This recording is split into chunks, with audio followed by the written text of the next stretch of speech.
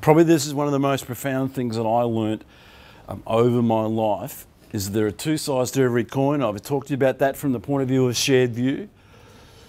But from individual performance, you know, there are two sides of the circle. One is about competition, and the only person that you should ever try to compete with is yourself. Everybody else, collaborate.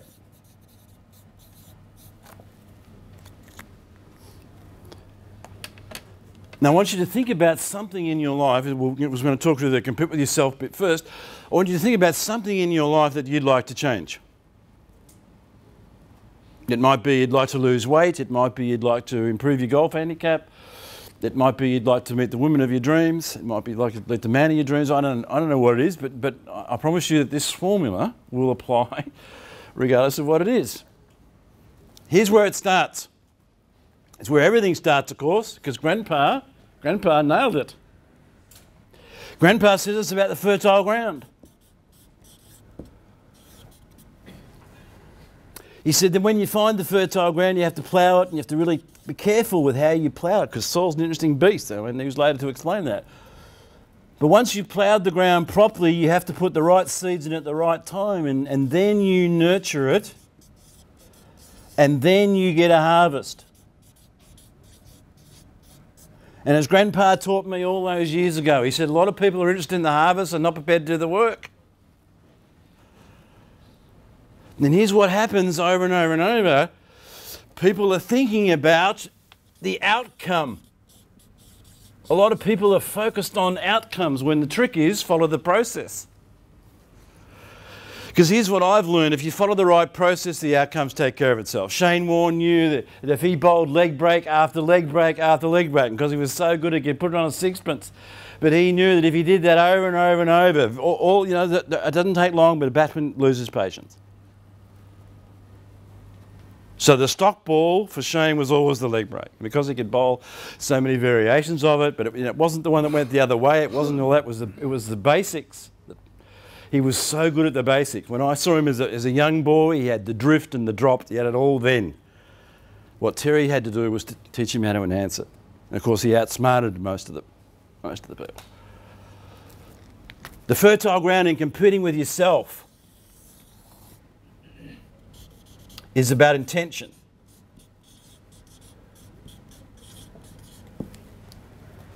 This is where everything starts. Intention is another word for purpose. And when I'm having a conversation with you, Stephanie, about performance, if my intention is to put you down or make you look silly, it's all downhill from there. On the other hand, if my intention, Aidan, is to make you, to help you see who you could be and to help you to become everything you're capable of becoming, that's a different intention, isn't it? So intentional purpose is really important, because what happens is emotions flow from there. So feeling follows intention. And this is the ploughing of the ground. It's about intuition and emotion. It's about feelings. And if you get your intention right and you align your emotions. So I want Amy to be the best HR person she can possibly be. And if I have a conversation with her, and every time my intention is to help her, to show her, to do whatever I can do to help her to see how good she can become, how does Amy start to feel about herself? It's the same when you're working on your own things. So if you want to change an outcome, ladies and gentlemen, if you want to change your golf handicap, change whatever it is in your life, start with the intent. What's your reason for wanting to do whatever it is? Get that right. Align your feeling up, because that's the tough work. Because when you do that, you can align your thinking.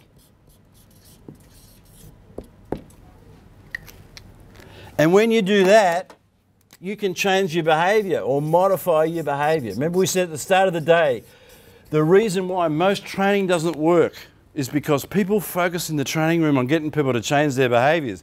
They don't get people trying to help them modify or change their intention, their feelings or their thinking. And this is the real work. Granddad was right. You've got to find the fertile ground. You've got to plough it. You've got to dig it. You've got to work hard. You've got to allow for the season. You've got to understand a whole bunch of stuff. You've got to put the seeds in at the right time. And then you've got to be really careful to nurture things. So when you're working with people, don't expect them to change overnight. Be patient. But follow this yourself. I learned this with my golf handicap. Terry always used to say to me, you know, if you're not the worst golfer on the planet, you're probably the second worst, but that's another story. But, you know, I know that this is what happens with most golfers, is they get on the driving range and there's a water hazard just over there. What are most people thinking?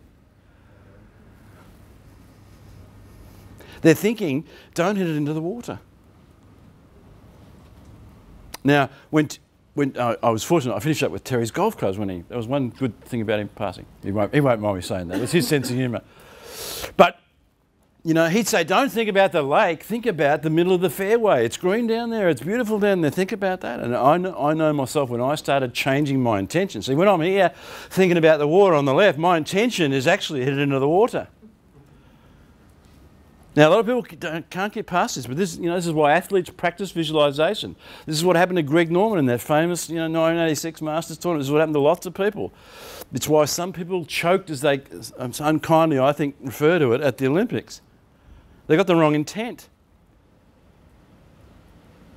I did a rally course a while back, and it's the same sort of thing. He said when you come up to a corner, he goes, look where you want to go. He goes, where you look is where you'll end up. And it was so true. You've got to focus past the point of just I couldn't have said it any better than that. That's what intention is.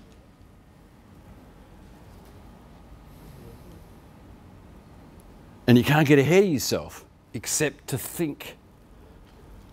Now, once I got that thinking right, I was never ever bothered about the water again. When Terry and I used to play the same course over and over and over, once I got that in my mind, once I changed my intention, I started to feel like this is going to go way over there. It's going to land right there. Tiger Woods is a master at visualisation. One of the reasons he's one of the great golfers ever is because he's a master of visualisation. You read anything about any great sportsman, this is how it works. It's seeing where you're going to be. You know, the famous ice hockey player, what was his name? Those who know, it's Wayne Gretzky. You all know. What did he say? You look where the puck is going to go, not where it is. It's the same thing. Then you align your feelings to it. So I used to get up on the tee and I'd feel really cocky, you know. And of course then Terry being Terry, he'd say, you're going to hit it in the water. Be careful, you sure your grip's right? I mean, he was terrible like that. But you learn to block it out. Doesn't matter what he says, doesn't matter what anyone else says, because I know where the ball's going. Because I've modified, changed my behaviour. I started to feel about it, and then I started to think about it. And it wouldn't matter, you couldn't shift my thinking once I've modified or changed it. And then, of course, behaviour follows. So if you want to change anything in your life, you want to modify anything in your life, don't think about other people. Think about yourself. Don't focus on what other people do. Forget about that. Focus on what you do. Don't worry about what other people don't do. Focus on what you do. Compete with yourself. And this I promise you, now, I've read some psychologists argue that, thinking comes before feeling. I don't really give a toss. It just seems to work. If you've aligned your intention, your feeling and your thinking, behaviour change follows. If you want to change any outcome, focus on those things. Don't worry about the outcome. And do this for yourself. You'll then set it up, you'll make it easy for you to collaborate with other people. Because the fertile ground in collaboration with other people, the fertile ground is in contact.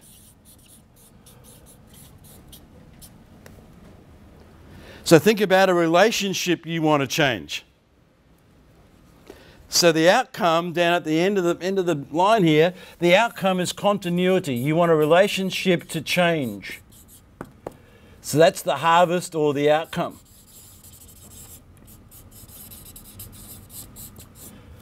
Well, the journey begins, the fertile ground begins with contact. Now, social media has almost killed this. I'm not saying social media is a good thing or a bad thing.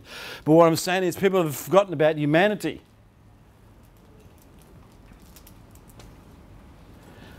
A year or so ago, when my mother, her Parkinson's and associated dementia and other things started to get worse, I started commuting to Melbourne. So I'd work with a client for a day, and then I'd spend time with my mum and so on. And eventually, you know, we end up moving to Victoria as a result of the process. But I started to remember something really important. A lot of salespeople, Anthony, you got salespeople? A lot of salespeople have forgotten this. In-person matters. It's not your email. It's in person. Now, when I started doing, because I was desperate to see my mum as often as possible, I started knocking on doors. I started going and seeing my old clients. I started running free seminars, doing all sorts of stuff. I met Michelle at one of those seminars and Tony at one of those seminars. And Rod. Were you there the first time? No, you weren't. Because in the flesh counts. And a lot of salespeople have forgotten about this. So it's about that contact, you know, because when you make contact with people, you can start to plough the ground, using Grandpa's story, because that's about connection. You know, we all talk about our LinkedIn connections. Well, what a bunch of baloney that is. They're not connections. I don't know, God knows how many connections on LinkedIn, but you know how many people out of all my connections I really actually know and have an emotional connection with? Not many. People forget this, you know, guy says I've got 10,000 followers on Twitter. Well, who cares? Who cares? You know, I've got all these likes on Facebook. Well, who gives a shit? It doesn't matter. What matters is, do you have an emotional connection? Do you have a heart-to-heart? Have you got a relationship, maybe? Because if you haven't got a relationship, no matter how many likes you got. You know what I mean? Yet the whole world's got carried away with followers and likes and all this stuff. It's all bullshit. I'm not saying it's not fun. I'm not saying you shouldn't do it. I actually got off Facebook in April the 17th. I had enough of all the crap. I couldn't stand it any longer. Now, if you want to do that, that's fine. My daughter, she's frustrated I'm not on Facebook because she can't send me photos. I've got my nieces are the same thing. And, you know, I understand. But, you know, I haven't got time to be social that often. You know what I mean? I just haven't. I say to my daughter, send it to my phone. If you want to send me a photo of my grandson, I'd love to have it, but don't put it on Facebook. Send it to my phone. You know, do whatever. I just, you know, it's another story. I get carried away. It can be a hobby horse. But the thing is, you know, emotional connection is in the flesh. I can't build a relationship with Laurie and Michelle and Tony and Rod at Wavestaff if I don't talk to them. I don't go and see them, can I? I mean, Laurie, I think you were probably a bit suspicious of me the first time we met. Laurie, I don't know. But, you know, when we started talking man to man, I reckon, you know, and I'm kidding, but that day you picked me up from the train station, you and I started to make a connection, didn't we? That's right. I'm a big believer in one-on-one contact and self. And Laurie, by the way, is brilliant at this. You know, and the reason why you're the superstar hunter and gatherer is you understand this. Because what happens when you make an emotional connection with someone, you can get to the next piece of the puzzle, which is to seed the ground. And this is about common ground or shared view. I had to think of all C's just so you'd remember it. So it's common ground, but it's the same thing as shared view. Because if you make regular contact with people, it's like, you know, John McNamara, who's your boss. He won't mind featuring on the tape. But I've known John for many, many years, and I said, John, look, I want to see my mum. You got any stuff I could do? We had a cup of coffee one day. We had a couple of drinks, and all of a sudden, I'm back doing some work with your organisation because we made this contact. First of all, we re-established an emotional connection we've had for a long time. I spoke to his boss, who I've got the same emotional connection with. All of a sudden, we had some common ground, and it's happening from there. Once you've got common ground, it's about commitment. Demonstrating commitment.